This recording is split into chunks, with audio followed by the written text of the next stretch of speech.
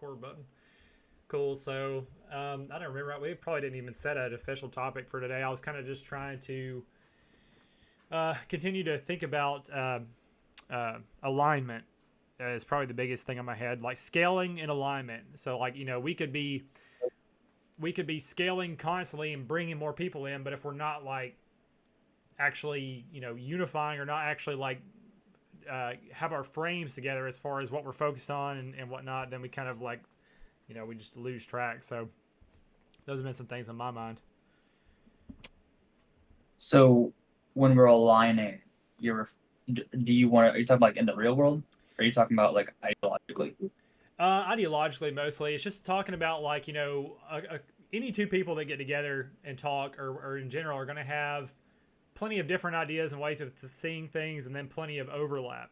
So it's really just as we get more people in the mix, we can kind of say, well, what is it that unifies us? Like, what is it that we can work towards? What do we share? Right? That's kind of what I mean. Gotcha. So we're trying to manufacture common cause. Manufacture common cause, yeah, pretty much. And manufacture is an interesting word. I would say like really just like I feel like we already have a lot of us in these general circles kind of have like a common cause, like even if it's pretty generic general Yeah, stuff. so But it's not always direct though. Like a lot of times there's a societal zeitgeist, and then you have like when I go on Twitter and I see a whole bunch of things that concern me, but in right, my direct community, that's not a present issue. That's like maybe in the inner cities. right, Maybe if I had a kid in a more liberal area, I'd be more concerned about, grooming and things like that. right. But that's not regional, or the issues are regional. And so when I say manufacture a common cause, sometimes you do have to manufacture a set of regional issues that we can agree that we want to help work on, Mm. because we are in different regions and so we have different Yeah, tasks. yeah, that's these are themes that come up so often between like the digital and local. I was just talking about the other day, and with Sean just a minute ago, we were talking about like just the spectrum of like my issues as an individual versus like some of the issues in my nation, or even sometimes it's like, well, here's some things that are happening over in like these cities over there, and I'm just trying to fight on the front lines right before it gets to my doorstep. So it's like this whole spectrum. Ideological front lines, yeah. Yeah, Because exactly. ideology very quickly turns into real world issues if you do not snuff it while it's ideological. Yeah.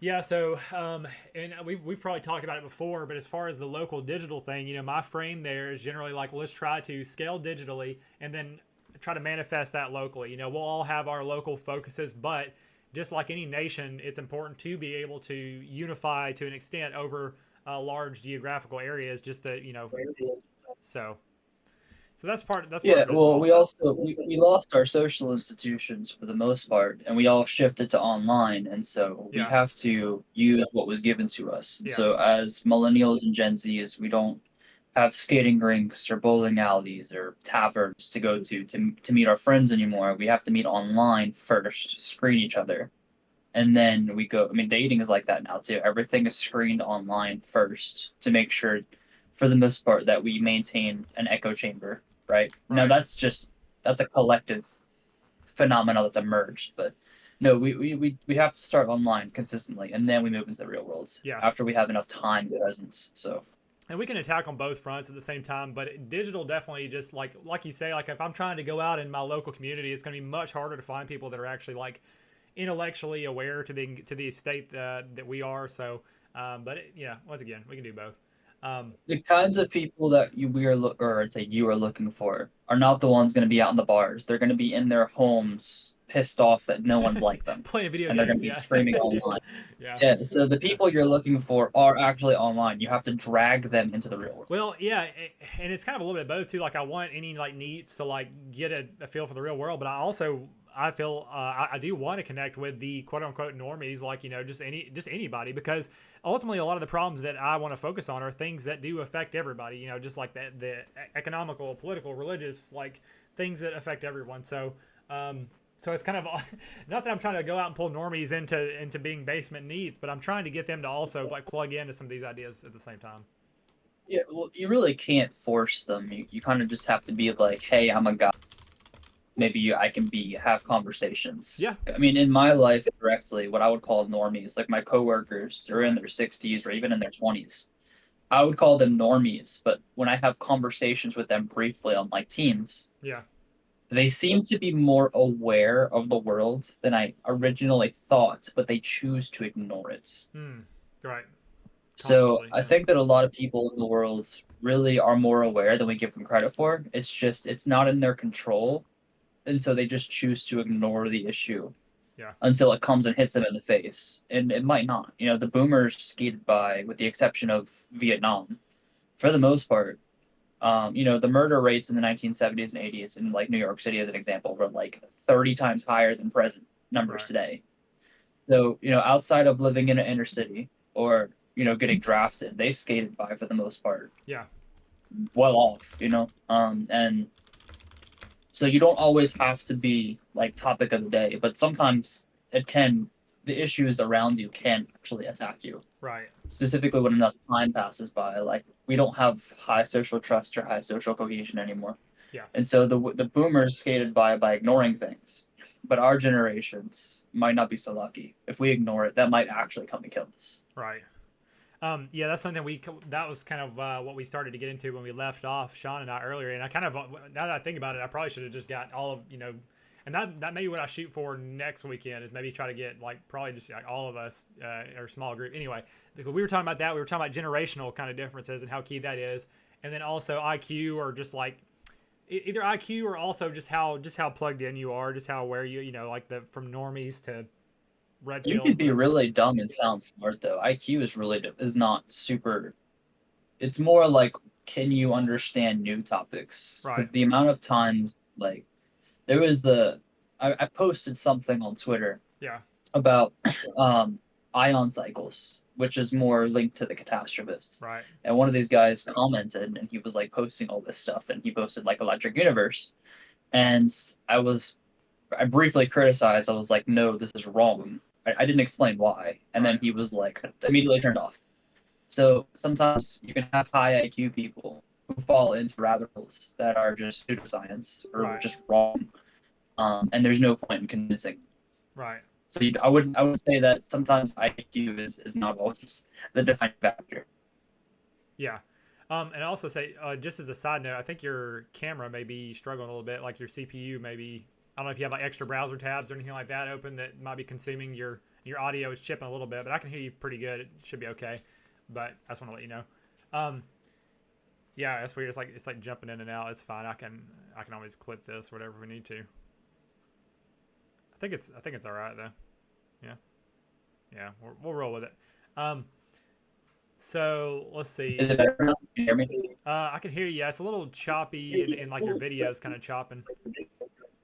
I think it. Oh, let's see. Yeah, you can just leave your video off if you need to save. I don't know if it's like a Is C. the audio good though? Yeah, audio is fine now. Yeah, it may just be like a All C. right. Your Yeah, CPU may just be chewing. Anyway, um, we'll stick with audio. so one thing I wanted to kind of come back to. So we're talking about like alignment, and I'm trying to think like what is the thing that, like, just the few guys that I interact with on a regular basis. What's like the unifying factor? And I would say I mean, we're all Westerners. We're all like European, like we're all white, um, and we're all just kind of aware.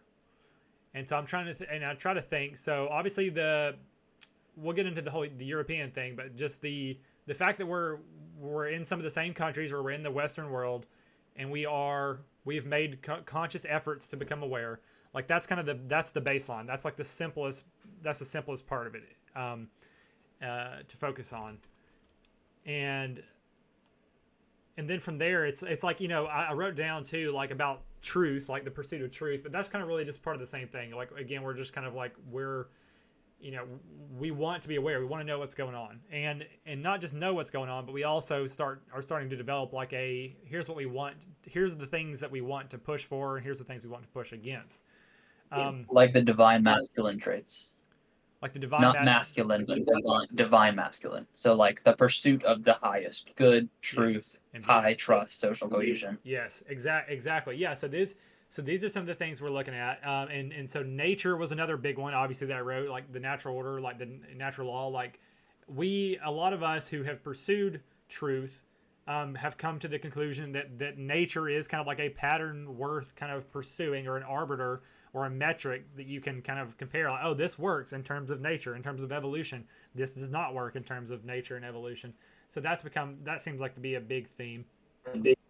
Yeah, but it also, we need to understand that as humans, we do have power over nature as Right. a group. And so we don't want to ignore our capacity to overwhelm and override nature, but at the same time, we don't want to fight it because we are of nature. So, Yeah, and that's what I think too. Like, because I'm very pro technology, pro like future thinking and stuff.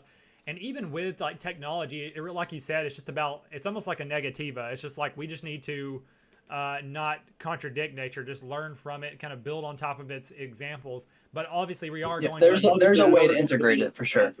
yeah, yeah. So that's definitely part of it.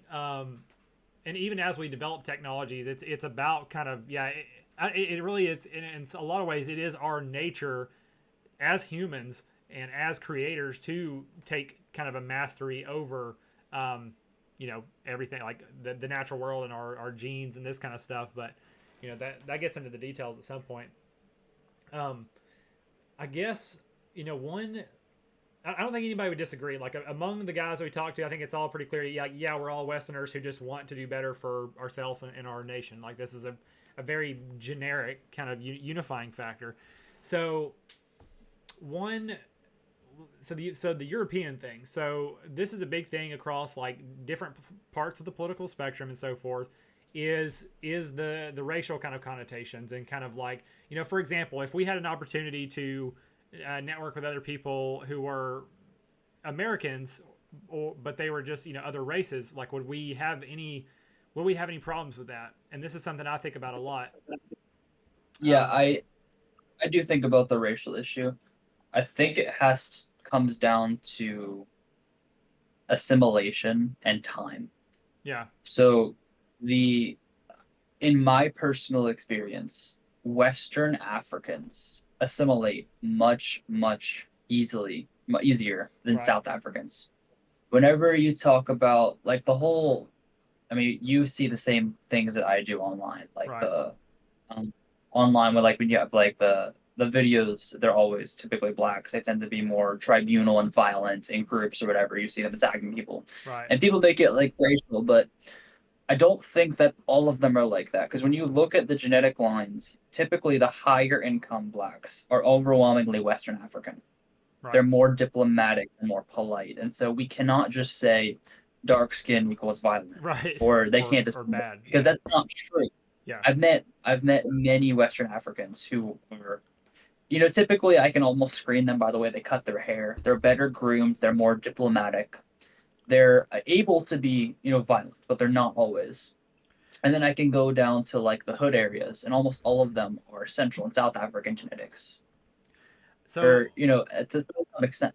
one thing that I think about is like, so it's one thing to like start to get into the racial discussion, but I think that really is the defining factor to me as far as people that I would want to collaborate with is, are they able to have racial discussions? Like, I think for anyone of any race who is able to have realistic discussions about anthropology and genetics and all these kind of factors, I would be willing to collaborate with them within some of these like organizations and circles. So I think that's where I draw the Yeah, line. largely the issue you're going to run into with this is also an issue within the Hispanic community, but it's mostly in the Black community, and Yeah, it's the more divided socioeconomic areas. So, like you'll see them in the inner city sometimes, is they tend to be malignant narcissists. right, So they're taught from a young age. Number one, they come from multi-generational broken families. right, Number two, they grow up being told their entire life they're oppressed. right, And then their moms tend to be manipulative and passive aggressive because they have to be for survival to dealing with aggressive African American men, right? right, So the moms develop that and the kids see that and they grow up being aggressive. And then whenever they don't get their way, they see it as oppression. And so they're just always acting out. And you can't have conversations with them. And then when they go to university, the women tend to become extremely verbal aggressive and they just want to watch things burn, but they do it vocally. right. You see this with the Marxist professors, right? They'll talk about white genocides and such. That's That right there is female African like aggression that you see from like malignant narcissists in combination with multi-generation broken families. Right. You can't talk with those people even if they have an IQ of 130 because they're intellectually compromised and they only view the world through destruction. So like, I can't talk with those people. But then you also have guys who grew up in the hood. Like I get like where I live, I'm like 17 miles from Philadelphia. In North Philly, there's a couple of guys out there that grew up watching all their friends get butchered up in North Philly, and they're still awesome dudes. I would go grab a beer with them. Now I might get shot at because they're probably getting targeted, but they're good dudes. And I'm willing to bet you that their genetic lines are closer to West Africa than South Africa, just based off of, the structure of the family. Because I don't know any other way that you can just solely by genetics emerge being diplomatic like that when Yeah. everyone else around you grows up the exact same way. So if it's not genetics, I don't know what it is. Hmm. Yeah, those are some really good, really interesting factors about like just naturally how different cultures might grow up, as well as like the kind of cultural forces that might be affecting them. For example, like being told that they're the victim and they're oppressed minority. Um, but to come back to so to kind of keep to maintain this frame of like who can we collaborate with the most or at the beginning. I think the same thing goes with women as with races. It's just like of course, across certain races, it's gonna be more or less likely we'll be able to have conversations and cooperate due to these factors, but we will be able to find it. And same goes with women. Like I'd be totally happy with collaborating with women in these kind of conversations and spaces, as long as they're able to have like these just truth. I think truth is the arbiter. Are they able to confront and articulate the truth?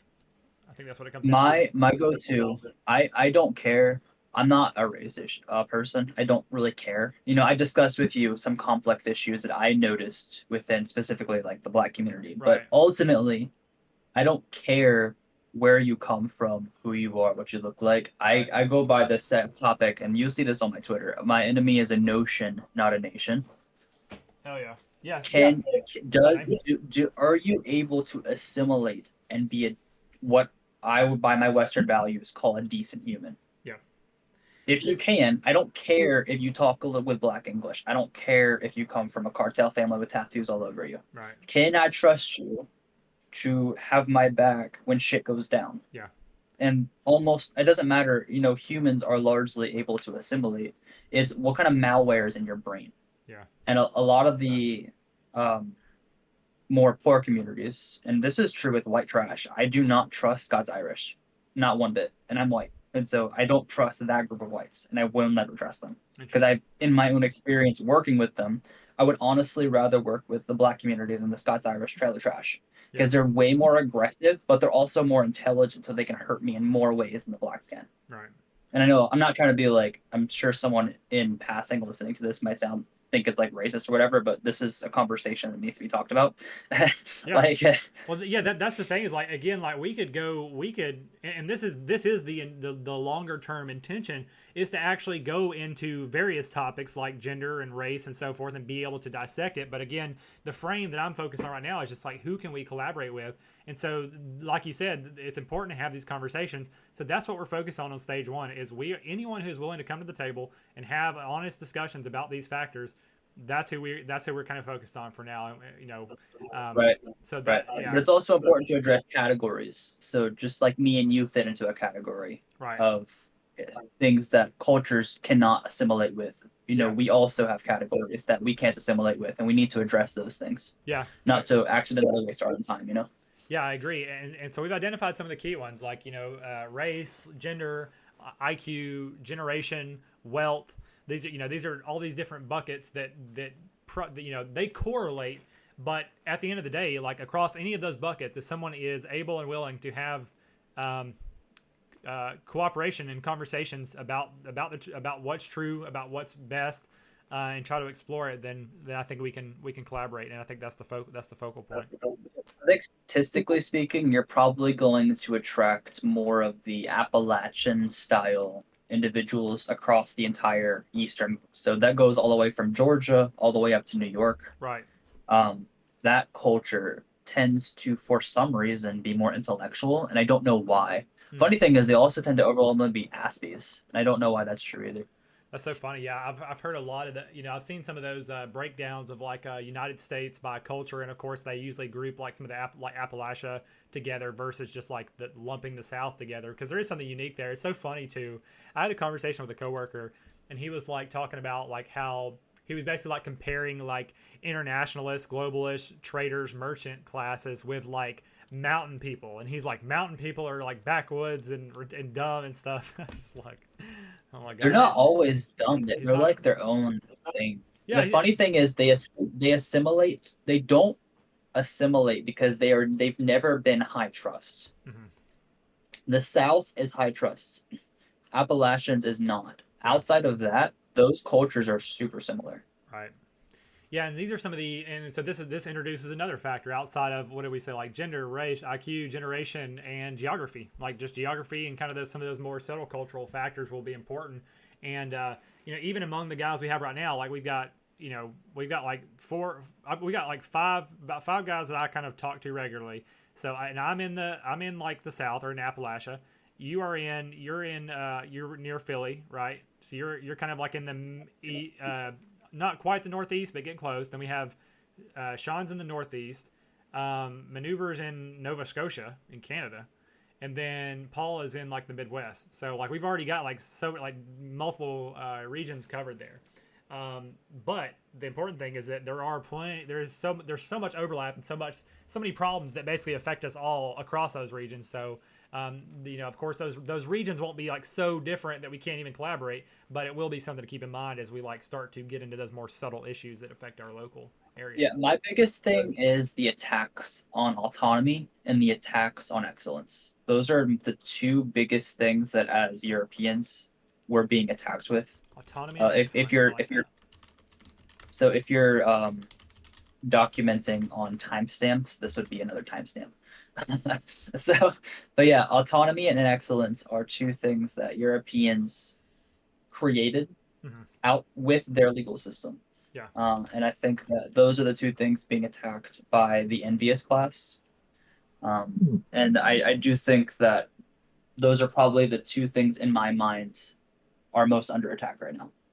Yeah, so the first one, I actually kind of honed in on excellence first because when I think of like excellence, I'm thinking about like almost not only like a baseline like fitness, like in terms of like natural selection, but also just like a achievement in terms of like culture and art. And you think of like the Greco-Roman achievement and or even the Renaissance, like just painting, music, architecture, science. Just every kind of like it is just greatness or even physique. I mean, just greatness Yeah, across the board. trait female and females, whether it's Marxist, Islam, whether New York City, useful idiot, they have to attack excellence because it destroys their ability to consume. Yeah, I think that is the fundamental contention that I kept coming back to, and I summarized it at times as like Darwinism versus Marxism, because Darwinism is obviously like survival of the fittest. It is excellence. It is greatness, achievement, beauty. Like this is an objective thing, whereas Marxism is just like, well, everybody's equal and no one's better than anyone else. So it really it's the killer of excellence. It's the opposite. It's mediocrity. It's Marxism is degeneracy. Islam without God. Yeah, pretty much. Yeah. Yeah, yeah, I like that. I've come to understand Islam a lot more. Kurt does a lot of good perspectives on how that fits, and I focus so much on Christianity and Judaism, and but it's interesting their culture. Like he said, it is very low IQ, like very very base level. Like not, and I feel like all of Abrahamism is kind of like Marxism in a way. It could almost fall I into that mean, same statement. Islam emerged to combat the Jews. Right. That's the entire reason it exists. I forget who held monopoly when Muhammad started attacking. Right. Well, which there's been like three major Muhammads. There was the original one that emerged around the same time as the Christians. Hmm. And then you had Baghdad, which was the center of the world in the Middle East. They destroyed that, and then they went for the Buddhists in the mountains, and they destroyed all their monasteries Jesus. because they couldn't handle the fact that there was something greater than them because they were told by their prophets and their book that they were the greatest, and the fact that anything else existed, they had to destroy, right? Yeah. Which is why Kurt correctly asserts that Islam is a cancer.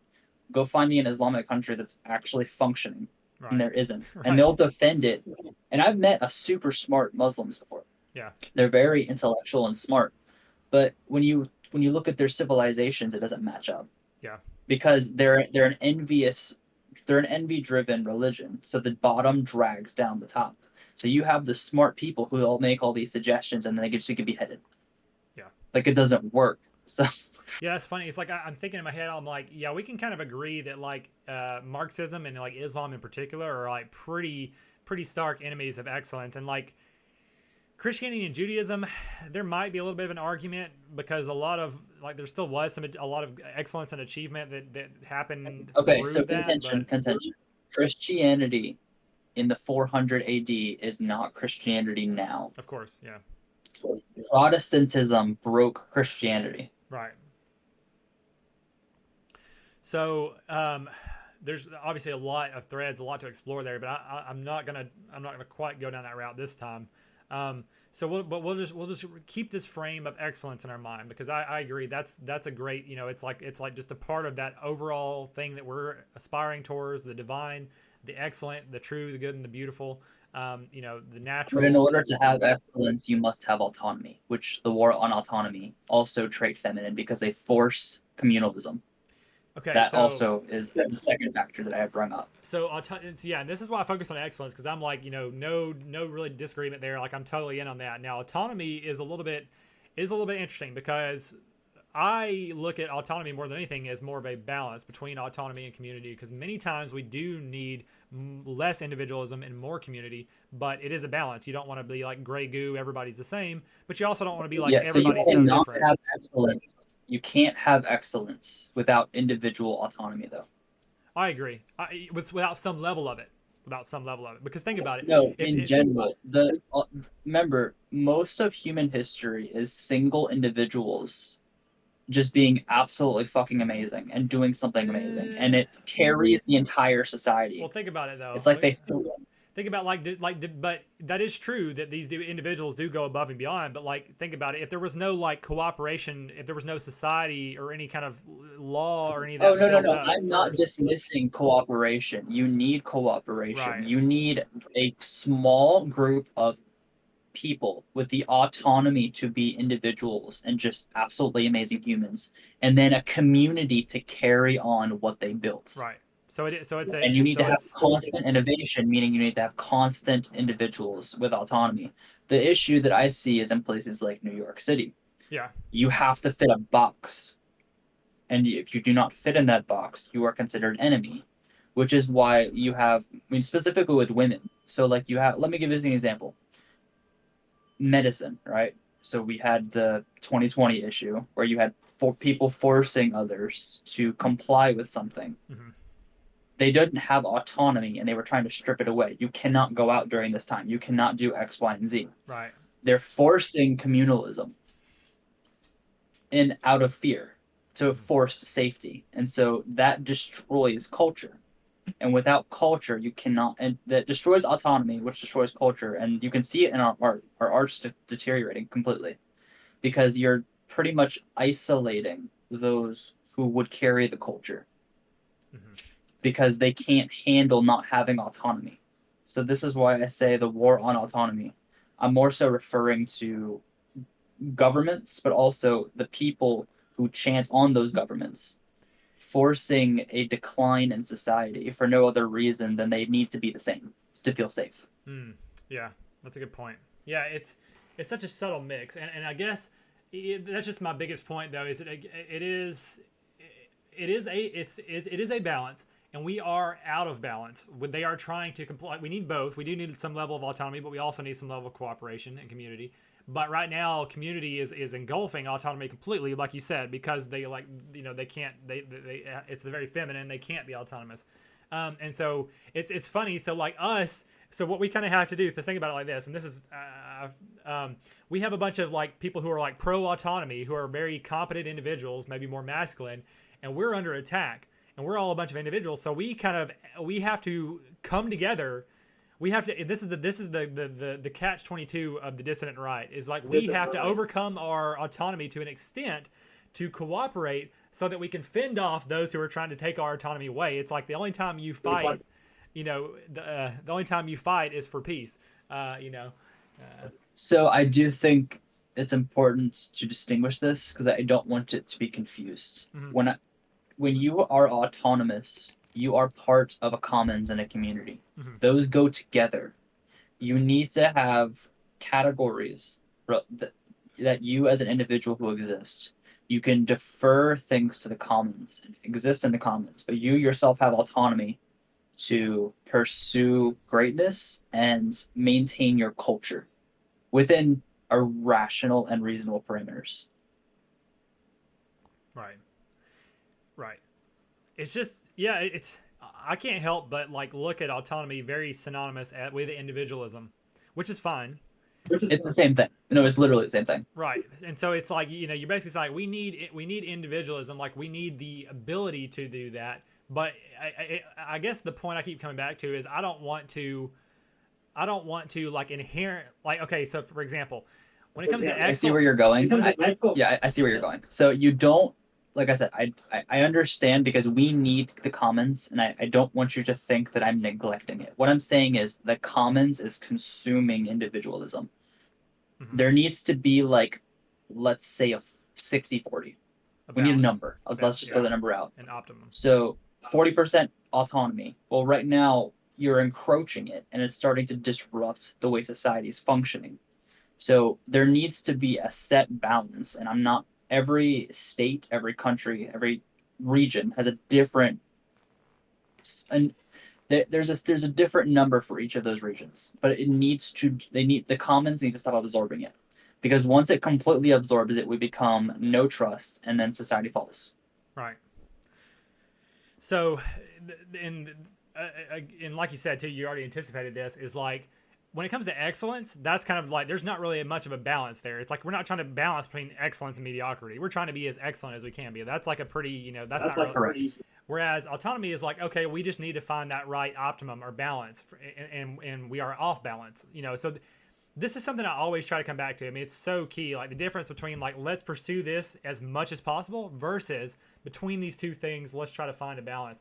And that's why balance itself is one of those very, very high principles for me. Like, but truth, nature, excellence, balance. Like it's so And the key. way the biggest issue causing this is envy, right? And the main driver of envy is relative poverty. So it's not poverty in general. Actually, the most poor regions, like West Virginia, Yeah. have almost no crime. It's because they're all poor like the same. Relative poverty is when you have ghettos right next to skyscrapers and millionaires. That creates and instigates envy and crime because it's perceived relative poverty, right? So that's why places like New York City and LA, where you have UCLA, for example, or that's not UCLA in Berkeley is in California. I don't recall. I think it's in Berkeley. Regardless, the relative poverty there is extremely high, and so you have the envious classes dragging down society. Mm-hmm. One of the easiest ways to fix that, like the Greeks did, was to make districts, so you cannot have perceived differences in the society, or you can use economics to drag up the poor or educate them. Right. So we're always obviously like the Marxist dream is to get rid of like disparities altogether, but obviously a more realistic goal is that we are going to have like the wealthy and the elite, and you're going to have the poor and stupid. I mean, you're always going to have a spectrum. Yeah, a hierarchy. I always opt. No, what was this quote? It was like educate them, teach them right from wrong. It must be knowledge that frees them, not force, right? But if you can't always have the bottom just educated because they don't always care. The wealthy, the knowledgeable have to drag their status up. The poor are always dragging down, and the elites among us just flee. Mm-hmm. But they need to pick up the poor and drag them up by status. Like we did this during the Industrial Revolution. There was the poor, and whether it killed them or not, we dragged their asses up in status. And then the world wars happened, but then we emerged relatively okay, right? Right. We need to do this again because the poor are getting too disparative. The upper class among us. FDR did this super well, by the way, with his Green New Deal. He completely stripped the wealthy 90% of their money. They raided J.P. Morgan's gold reserves in 1890 something, which is probably why they created the Federal Reserve to begin with, is because they got terrified of the government. But no, they redistributed it and they dragged up the poor at the expense of the rich, which didn't need to happen that way. The rich should understand demographics and future Right. and kind of assist them. But no, this is not a super complicated thing to do. It just takes time, and I don't think the majority of our elites, being academic or otherwise, are up to the task to drag up the bottom. It'll at least raise their IQs. Like you can raise an IQ by 20 points if you just do the correct things, and it's not super expensive. Yeah. Yeah, I think that's somewhere that I and we like this organization that I want to create and build. I want it to kind of span the whole thing. And for example, like when it comes to the wealthy, like trying to kind of keep them in check from going rampant and like being these satanic pedophile offshore account tax evading like adrenochrome sucking. I think that's just due to decadence, though. When you have everything, sometimes you get bored, and so Exactly. you have to do the rest of everything, which involves Exactly. extreme And malevolence. so that's part of it is like keeping that's part of what keeping them in check means, and whether that just means like if it just means objectively like just keeping a cap on how much they can earn or taking some extra taxes or just keeping an eye like a moral like keeping them under the wraps of like the law at least so they're not like Yeah, I would sextorting. agree. Like Everyone should be entitled to earn millions and be able to spend it. They should be able to have their yachts if they work their asses off for it. exactly But at the agreed. same time, there becomes a limit where it's like, okay, this is causing you to become evil, Yeah, and yeah, you like know you're that yeah, like society knows this. I think we need to help you come back to reality. The commons will drag you to the yes, center. yes, Just like the commons drags the bottom up, they can drag the top down, but not too far down because, like I said, it's a I balance. am very pro. You worked for it. You should have fun. You want to have snort cocaine and bang hookers on your yacht. You should be able to do that. Yeah, Just don't be a dickhole. this is such a hard it's such a hard optimum or balance for people to find. Usually any conversations like I feel like people like Bernie Sanders were like they were decent, like they weren't trying to like totally get rid of wealth, but they were trying to be like okay, it's a little out of balance, and that's what we need to kind of do, just like put it in check a little bit. We're not trying to go full on Marxism, but put it in check. And the same goes for the poor as well, like we need to be trying to Dalio, huh Ray Dalio has a system. He says 70% capitalism, 30% socialism is his optimal balance, and I don't actually disagree with him. Yeah, that sounds pretty good. That's all we need. Yeah, I mean, free market's pretty great to for the most part. We gotta keep a check on it in a few places to regulate it a little bit so that we're not destroying the environment. We're not like breaking the law. We're not like creating these scams and industrial complexes and banking, Federal Reserve like crazy situations. So Yep. yeah, so we got to Yep. keep it in check there. But and this is the other thing too.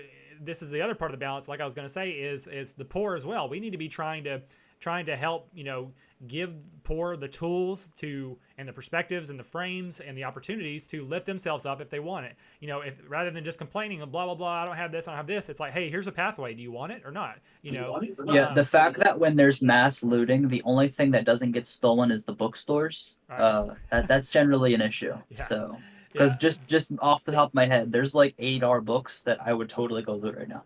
So, Right. but Well, here's I'm the just saying, like, it's like the pictures whenever they're doing the looting and the guy like got the Lego set from from Target or something.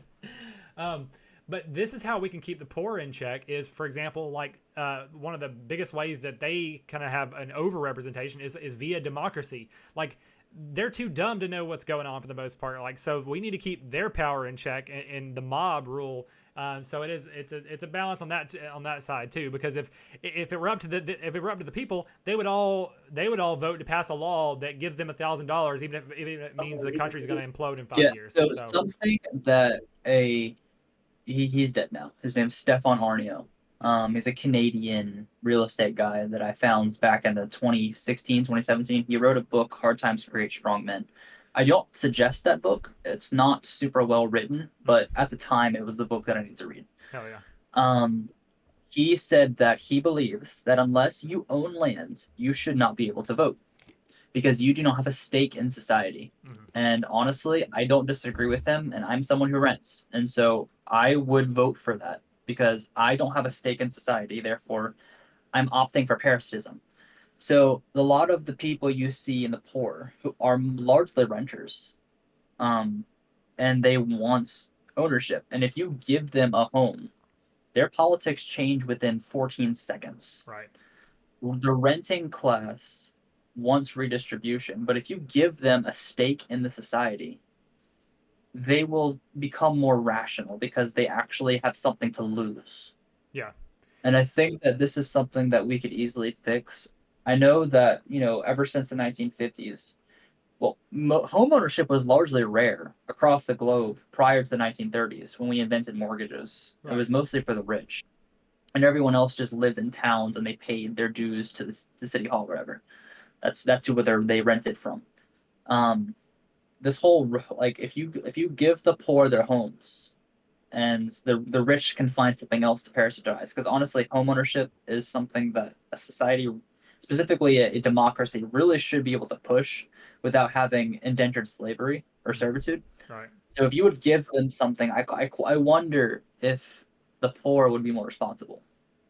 I feel like they would be, but maybe that's just me being optimistic. It'd be hard if they were if it's given to them, they would value it as much. And you got to be Oh no, careful they would too. still have to maintain it. They would have to maintain it because here's the thing: if you have mass numbers of individuals who you give them a home, not redistributed, but like they get it in a legal way, Yeah. that's like they pay for, right? I if it turns into a slum, then the question should be asked: okay, are they assimilated to society? Because if they're not, we need to strategize something differently. Right. Because if you're 5, 6 generations in and you're still living like a third world country, maybe we should just send you there because maybe you'll be happier. Right. I'm just saying, like, if you are going to be happier living in a third world country than here, why should you? You should have the option to go there, Yeah. And we could even create. like This is on our something we've dime. talked about. You could even create zones within the country that are like that. Like if you want to go live in a Marxist zone, like here's one over here. Go try it out. Or if you want to, yeah, Balkanization. A lot of the left, this is the center left, is anti-balkanization because it weakens the U.S. right, Not only am I pro weakening the U.S., the government's too powerful to begin with. right, Um, we could have contracts within our balkanized regions mhm, that state during times of war we become one nation, and right. it must be agreed upon across all of the Well, districts. you Something know, like that. so it's so funny. Just like okay, so I was gonna so two things. So like if you this is one thing you always have to consider whenever you're making policies is like how can people manipulate this? And like for example that during times of war the country comes together. So what are people gonna do? Who want the country to be powerful and want to have power? They're gonna manufacture wars. So you have that's where we have and that's pretty much the situation we're in honestly. Um, Right, but so when I don't opt, what I think should be opted for is I don't think democracy works super well. But if you have a system in check to where the responsible, landowning class is able to vote, but not the useful idiots or the renting class, I think they would vote better because like they don't want their home getting destroyed I do agree. if they're Western and assimilated. I do Like I said, agree. if they're not assimilated, then they shouldn't, they should have their own place. Like honestly, New York City may be happier as Marxists. The problem is that's our financial hub. So if they become Marxist, we lose all of our money in this country. So they would have to move New York somewhere else. Right. Um, And so the I question how we could districtify this place without causing systematic issues. yeah, so I do want to continue that point, but I do want to also go back to something which is that in a similar way, like we talked about, like if you said we come together during times of war, people are going to manufacture wars. If you say only people who own land can vote, then what's going to happen is that this is something you got to be careful about. Is that new landowning voting class is probably going to make a legislation that's going to make it better for them, worse for people who don't own land, and harder for people to then own land, right? So this is one thing you have to be careful about. Um, No, no, no. This is why I was opting for the removing of renting. You should own or just wherever you live is subsidized by the commons. hmm, So like this is the thing. So actually this is an incentive structure that we can set up. yeah, So if you are a landowning class, you can have a small percentage or something reasonable to go to the commons for assisting those who do not own lands. I don't even care if you just buy a 0.3 acres of land. You have to own a specific plot of land to vote. And so if you put money into the system, let's say I'm 18 and I'm like, oh, I'm saving for my, 0.3 acres of land so I can go vote. Wow. Like that's and then you can maybe build it. Wow, Like I'm just saying, like that's a funny idea. Like you could take like an acre of land and like divide it into like 100, and then like sell each of those squares to somebody as like a voting square. no, but I'm saying like you need to have a stake, and so if we could assist the commons into obtaining land for them to own and do what they need to do for their own sovereignty, I don't have an issue with that. Now, I'm not just, like I said, I'm anti redistribution, but I'm also rational and know how humans are. Right. Humans want security, and when you own a house, it's secure.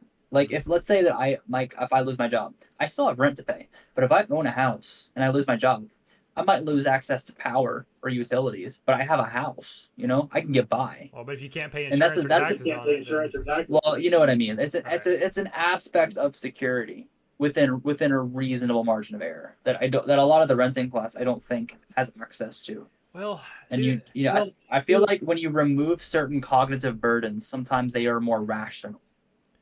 Maybe I'm not. Like I said, I am more optimistic than most people about humans, although I'm very aware of malevolence and evil. yeah. Hermione, don't start that. So one thing I'm thinking about, I do think a lot about like not everybody should vote. I mean, I think that's pretty clear to many people. But as far as the land ownership thing, I mean, yeah, we talked about that a little bit. So, but some other ways I think about it are just like what if there was just like a test or just like an IQ based thing or something? It's just like, hey, you're intelligent, but that there's problems there as well. It doesn't necessarily mean you're invested in the country or whatever, but I mean, the fact of the matter is, the world is not equal. Right. And we're trying to make it as equal as possible, and it's just not. And so there has to be compromises. Right. If you want a functional society, if you want to live in a dysfunctional society, you can look at South Africa. It doesn't work, and the mortality rate, you're going to die younger and younger every single year. Right. I don't think people want that, and they have to look at that and go, okay, for my unborn grandchildren, is their life going to be better than mine if I just parasitize the economy and just say, oh, YOLO, whatever, all this crap. Let me just buy all this crap because no one cares. Or maybe I can just be a little more forward thinking and just make some accommodations, being like, I'm going to take a bite in my economic status, kind of like the silent generation did for us and the boomers, right? The GI generation. They sacrificed everything. And then they were prosperous afterwards. So I don't see anything wrong with me personally having some self-sacrifice, having a little bit less than I otherwise would for 10, 15 years until we get their shit together. Yeah. Yeah, you said making things equal, and I don't think I am. I'm not trying to make things equal. Certainly, if anything, we're trying to build inequality into it, and understanding that that's always going to be a part of it. But it's always about the idea of meritocracy. It's about getting the most capable, the most contributing to the top, and the least contributing and the most harmful to the bottom or out. And to have the ability to go up and down, based on what you're able to do. And so I think that sounds awesome in practice. It's just when I think about it in my head, I don't see how we screen out malevolent people without either excommunication, but then once we excommunicate enough of them, what's stopping them from just ganging up and invading the place? Yeah, we're not gonna excommunicate. Oh, sorry, hold on, my dog is barking. I'm gonna close my door. How about that? What are y'all barking at? Shut up. Yeah, I don't think excommunication is the way to go. If anything, it's just like if you're demonstrating that you're irreciprocal and you're immoral, then you basically you kind of lose status because of that, or you lose whatever. You kind of go down. Whether you have there's some kind of social credit score or something more tangible, like you get demoted or whatever. I think that's the idea. See, that right there would be fine if we balkanized. So if you have a certain political leaning or a way of living, I don't feel it's appropriate to force someone to comply with that if that's not how they perceive meritocracy. Does that make sense? Because as a European Westerners, there's a scale of meritocracy that we can push. Right. You can go more towards Texas. And if you look at Mexico, right, it's a very, gunslinging, you do whatever the fuck you want, and then only if you're extremely violent does anyone actually come to stop you, right? And then in Canada, just for saying something, you can get arrested. Right. So that's far right and far left to their extremes, Right. right above and below us, which I find amusing. Um, Considering that Texas borders Mexico and New York borders Canada, and I feel like we exported culture to both of those. Maybe not. Maybe we already had some similarities there. But no, if you balkanize, you would be able to screen out and have more along the lines of when I'm born and I'm like, oh, I can't wait till I turn 18 so I can move to this area of the Balkans because I can do what I want there. That makes me happier, right?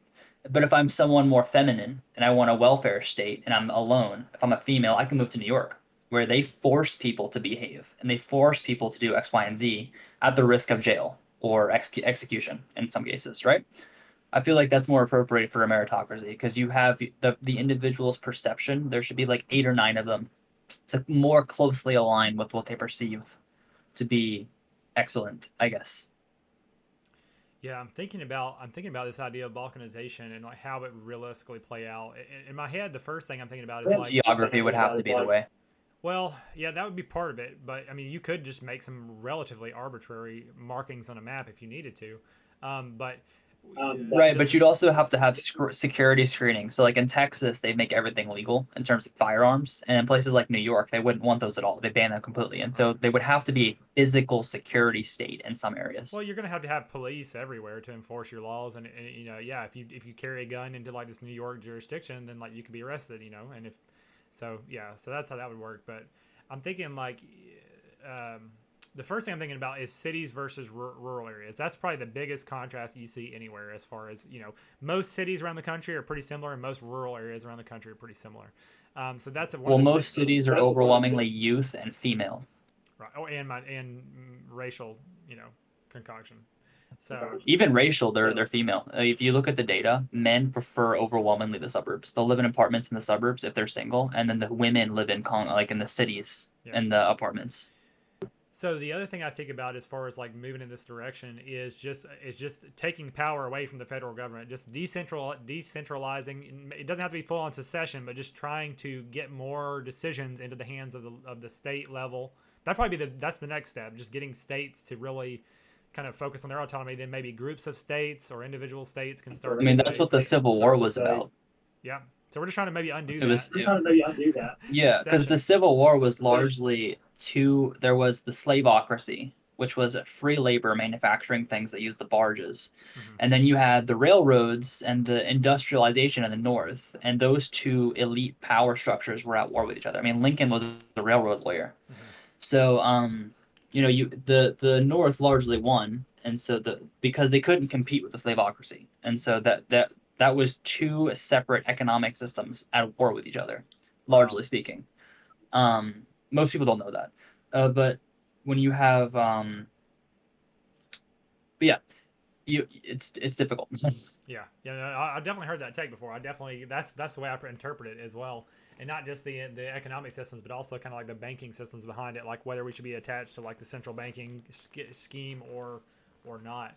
Um, Yeah, so with states' rights, it get a little bit dicey because sometimes the states want different rights for different people. Can you give me like 2 minutes? I have to go pee. sure, yeah.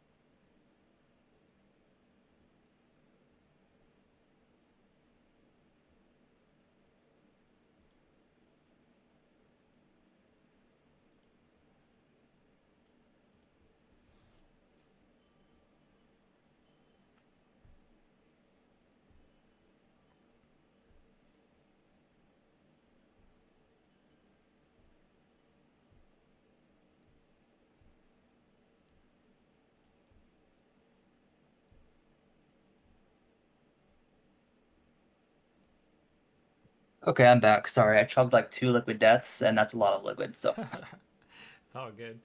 Um, yeah, okay, well, stage rights. Where were we? well, the next thing I was thinking about in terms of like the balkanization is kind of back to that racial kind of idea, which is that outside of like urban and rural and whatever, that's probably one of the next biggest thing that would determine how these kind of large group areas. And I've actually done some funny like studies of like, or I just got a map of the U.S. and I just like drew some little lines and I said, what if we divided the U.S. by like different racial areas? How would that work out? Um, so that's something I've thought about You as well. probably could also go by redline maps. Redlining doesn't technically exist, but what you can do is make a map of poor, working class, middle class, and upper class. Yeah. So like black culture is its own thing. Mhm. Like if you go drive down like the row home regions of wherever you live. So like it doesn't have to be in an inner city. There are regions like where I live off Right. in Philadelphia.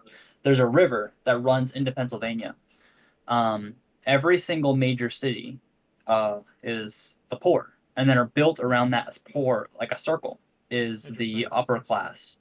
And it's weird because if you pull up a map of Pennsylvania, like Philadelphia, the next stop up the river of major town is called Norristown. And then after that, it's Pottstown. And then after that, it's Allentown. And they're all major cities across the river. Now, they're not, there's no skyscrapers, but they're considered major population cities. And then those are poor areas. But all you have to do is drive 5 miles in any direction, and they're nice houses.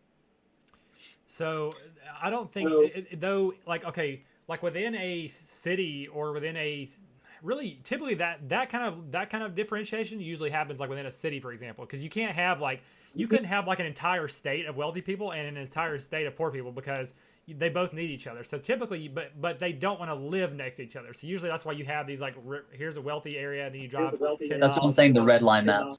Right. Well, and I guess the only point I'm making is that's when you zoom in a little bit and it gets more granular and you start to say, how can I divide up like a county or a city? But if you zoom out a little bit and say, how can I divide up the entire country? One of the questions you would want to be asking would probably, I mean, probably the biggest question you want to ask at that level is like a cultural question, which is ultimately heavily a racial question. That would probably be one of the biggest differentiators. Like if you had to divide America up into four different countries, it probably would be like racial. Um, and So the biggest thing is you would need to have the big. Actually, I was thinking about the other day. The problem is you'd have to force people to leave their homes. mhm, right. So like when you have but when you have mixed race couples, that complicates things. And so you would need to have if you wanted to get to that extent. Yeah. There are like I've met, black men who are more intelligent and like European than I am. Hmm. And then I've met whites who are more black than, the guys you see down in the hood Right. shooting newsies. Like, Right.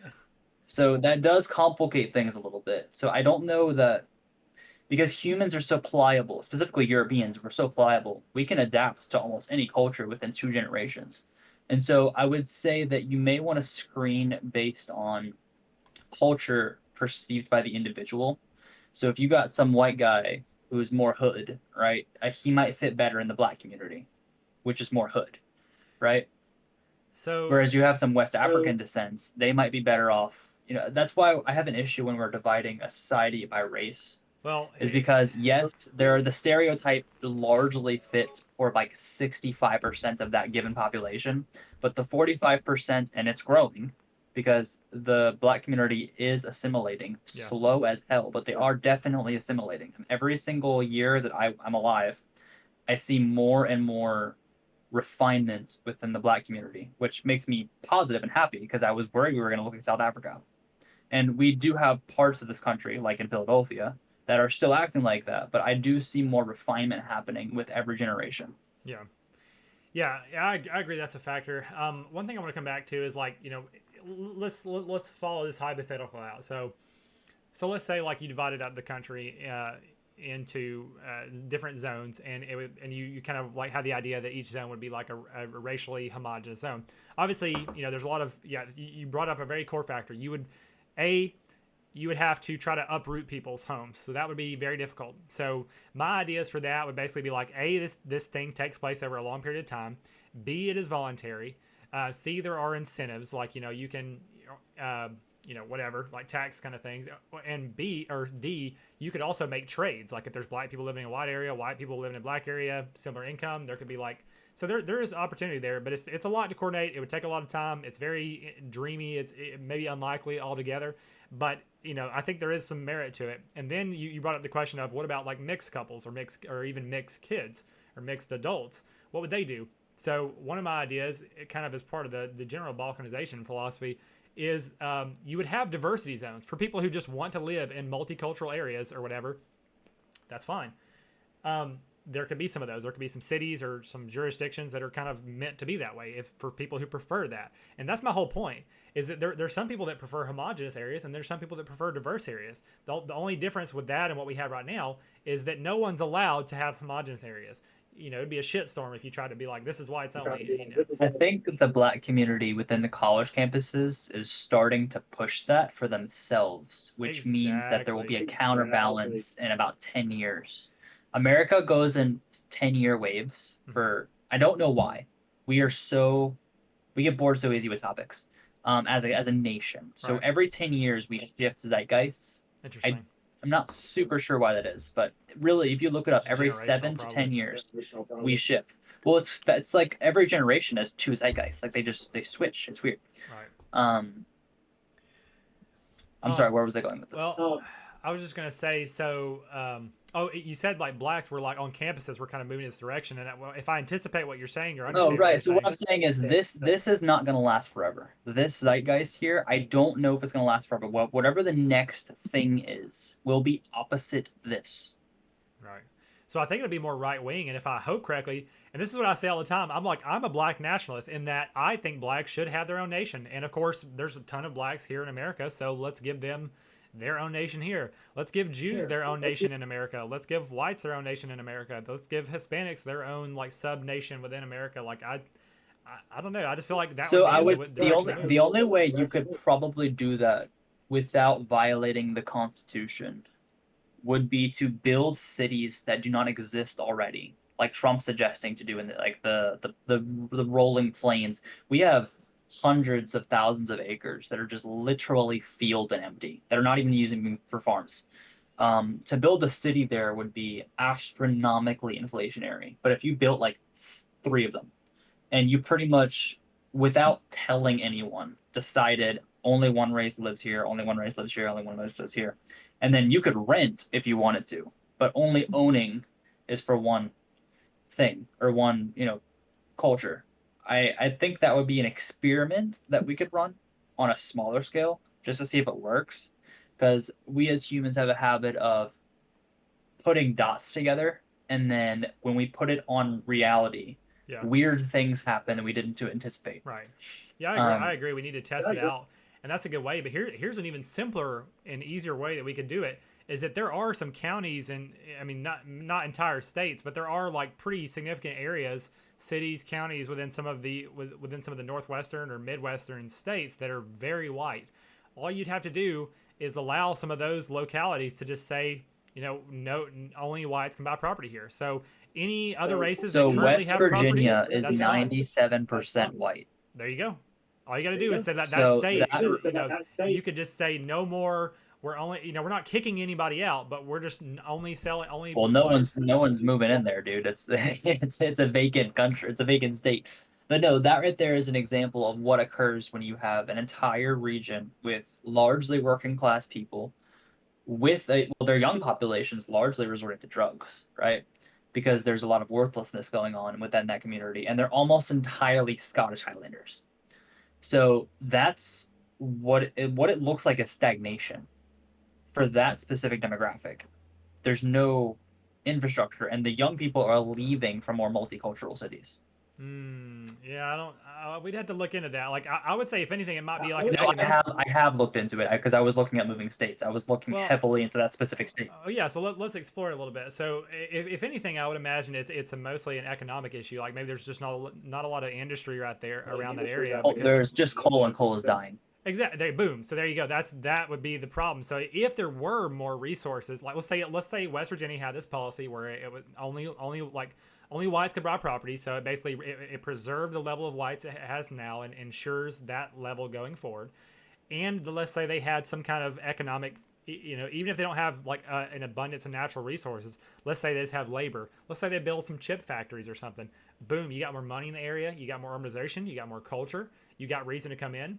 So I don't think that the homogeny is the reason why people are leaving. I think I would say it would be the economic, if anything. Okay, yeah, I agree. I agree with that. I was just like in my head, I was like, wait, people are leaving, but no, you're correct. There is no infrastructure there for them. Yeah, if So anything, people are that would moving to white areas away from so diverse yeah. areas. So if just as a social engineering perspective, um, West Virginia is probably the easiest place to try out what we are talking about.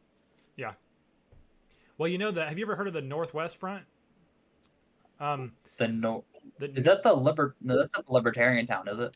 No, the Northwest Front. It's like a small kind of group. Well, I mean, it's actually apparently it's pretty fairly significant. But basically, it's like people who, it's like they want to take a couple of the northwestern states, like that are heavily white, like Idaho and Washington State, and maybe even part of Canada, and they want to like break away and secede into their own like white state up there. So that's another area I've heard that's trying to.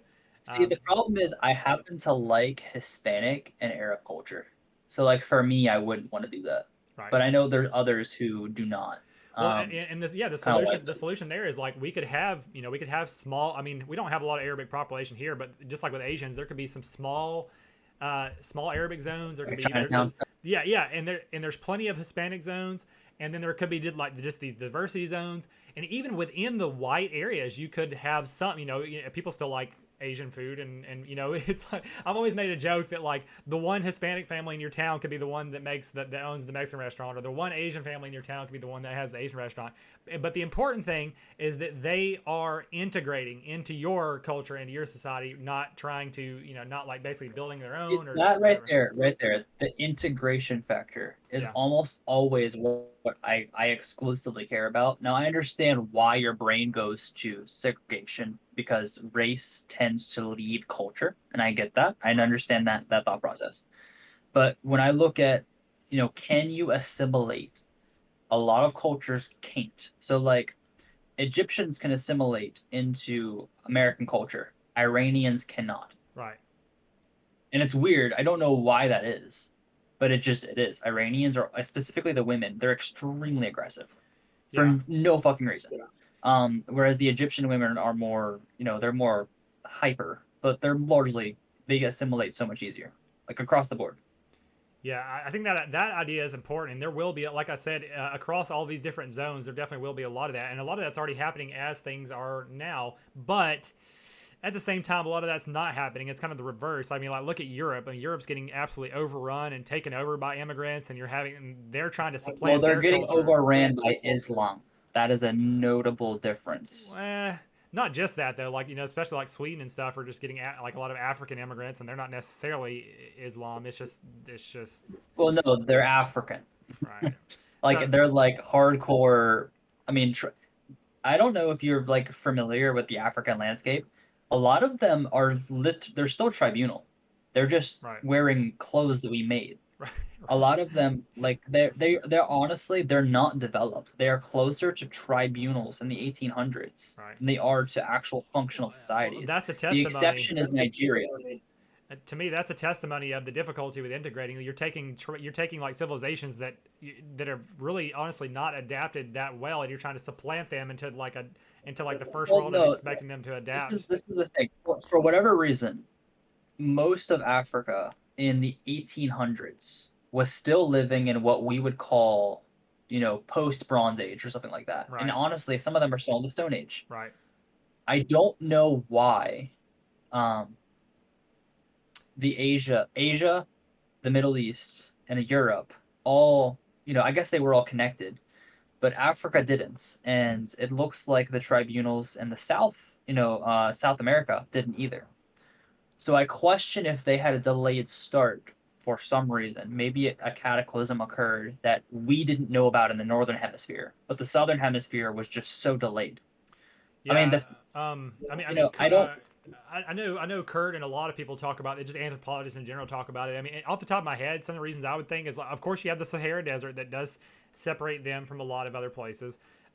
B, their country as a whole is not I mean, it is technically resource rich, but it's just like, oil and diamonds and stuff like that aren't really things that you need to survive. It's not like it's not great for crops.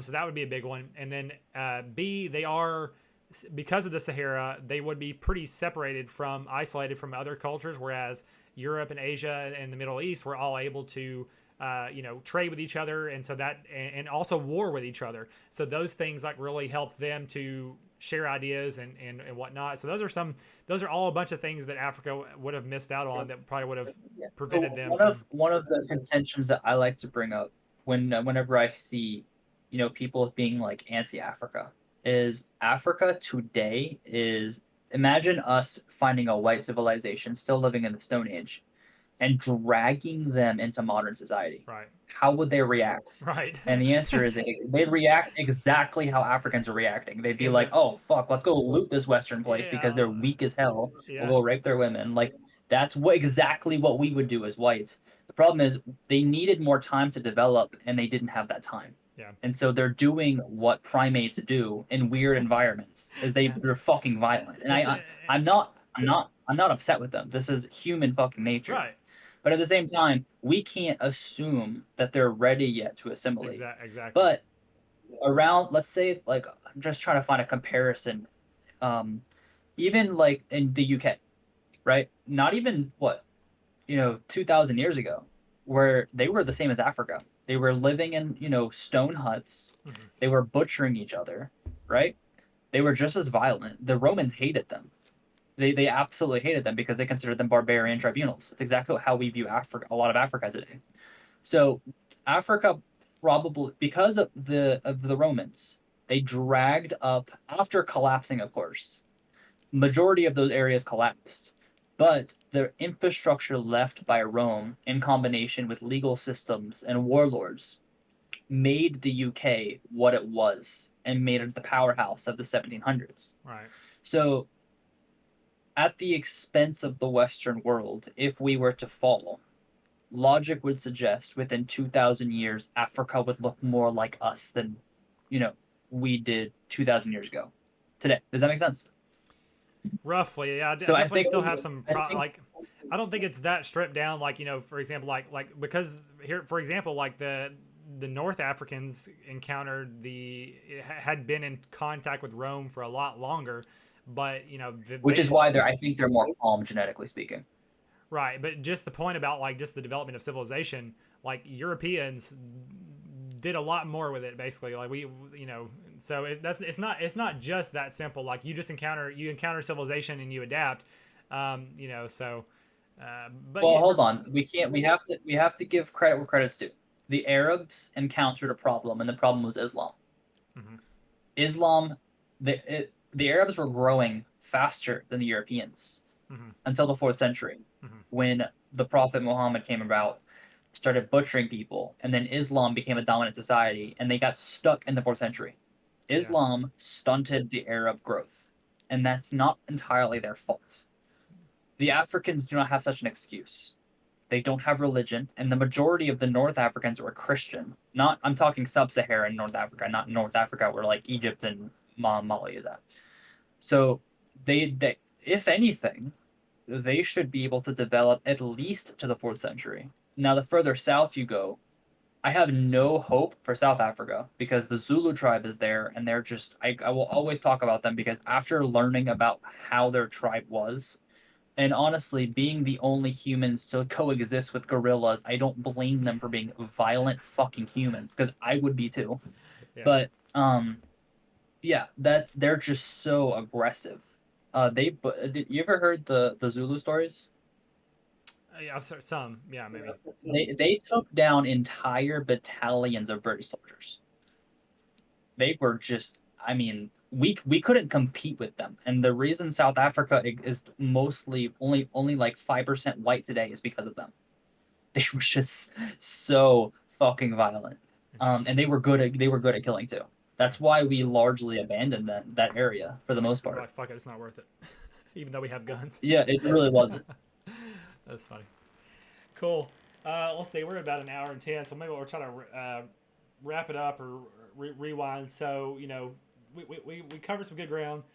Coming back to how we align. You know, there's still plenty to figure out, but again, I think that's the highlight for me is just the ability to have these conversations is what's important. Like to be able to have realistic conversations about genes, about culture, about race, gender, I mean, if we can't IQ. speak out loud, we can't articulate it. We have to talk to understand what we Yeah, think. absolutely. So I'm just happy to be able to have these discussions.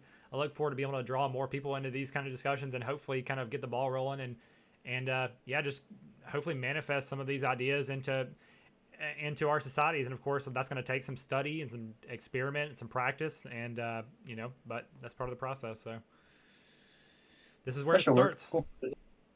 Cool. Let's try, man. Alrighty, I'll go ahead and stop it there. Thanks, everybody.